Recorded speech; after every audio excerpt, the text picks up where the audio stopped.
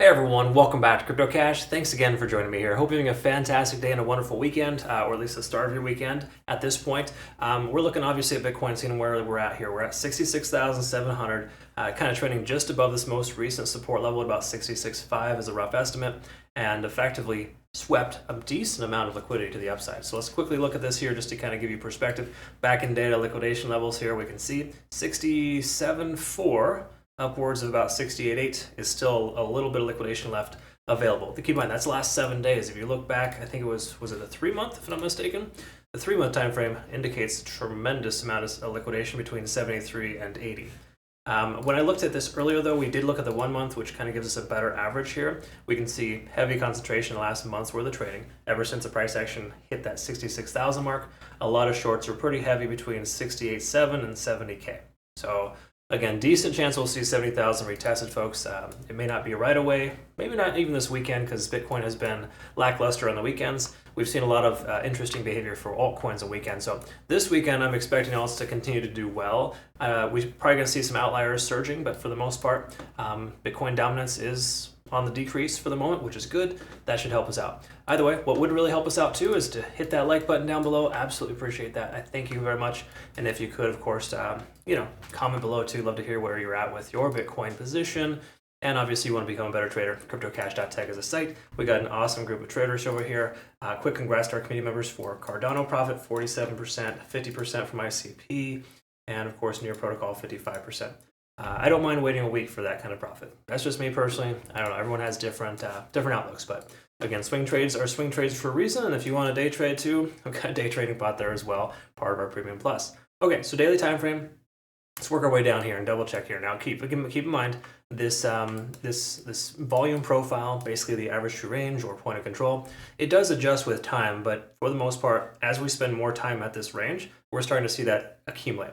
We had a resistance at 67,000, not saying it still isn't, it's still there, but we have a heavier concentration at 66,200 based on volumes. That really just implies that over the last 2 months worth of trading, ever since March, late February, we have seen the price action purchased the most at 66,200. So that is like literally everyone's average position if you took everything together. Now, is that concrete? Is that something that's going to hold up? Not exactly, but it is an important thing to recognize. Somewhat of a support level, likely below us at this point. MACD's converging, we're over 50 on the RSI, money flow index is high, stochastic swing up.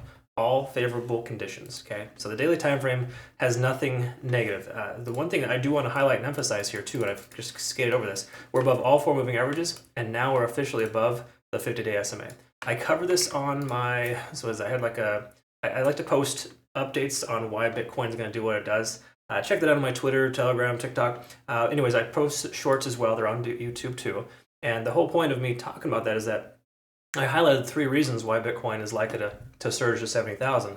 Liquidation is one of them. We already talked about that. The second one here is the quite obvious. The 50-day simple moving average being above that is extremely beneficial. It's not to say the price couldn't still go down below. Okay, keep that in mind. This isn't a foolproof situation. It just adds to the situation and increases the odds of sustainability at that price point. Okay, again, strong chance we're still going to see the price pull back, possibly even 65.3 or 64.4. Those are the areas pre-4. Actually, you know what? Since we're getting really close to the candlestick closure, I'm going to update this here, and we can see there about 64,600 is that 0.618 fib level here for the most recent price action. So if we do see the price pullback, that's a common area of retracement. Okay, so that mid 64,000 range is essentially a good area for a long. That's where we tried to get in. We missed by $100, and we would have hit our second, almost third profit target because of that. Again, hindsight's 2020.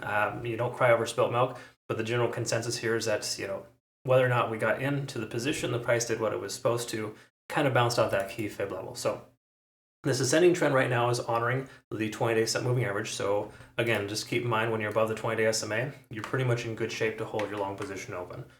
Once you shift gears and drop below the 20, then sometimes it might be good consideration to take some profit.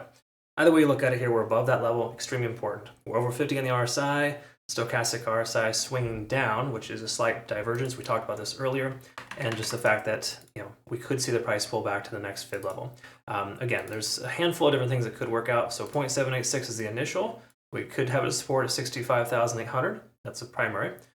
We could also have support at this 64,600. Those are the 2 main areas we could see the price action pull back.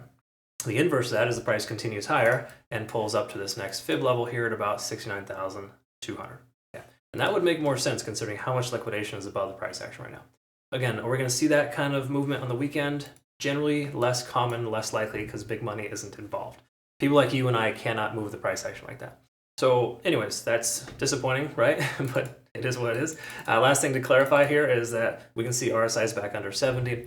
Kind of sort of got rejected by that level, so it really just implies that we got some resistance here at 67,000, big surprise. Last but not least, hourly time frame. TG sequential, letting us know that we're not overextended in any stretch here. Ichimoku cloud, we are still above the cloud, still have green lights to keep your long position open. Okay, so again, for those of you who took the long position that I signaled yesterday, I think it was yesterday, where we did not get filled on our trading bot, those who took that trade, you should technically still leave your trade open considering the fact that this lagging span is free and clear. But once it starts to get into the price action, then generally speaking, you could see the price pull back and that could lead to the price action retracing. A lot of things could happen, but generally weekends are less favorable for price action in general for, volume. Because as you can see here, take a look at these volume bars. These are huge volume bars keeping the price action here. This weekend, we might see the price slowly trickle as the volume trickles too. So those are things we want to pay attention to.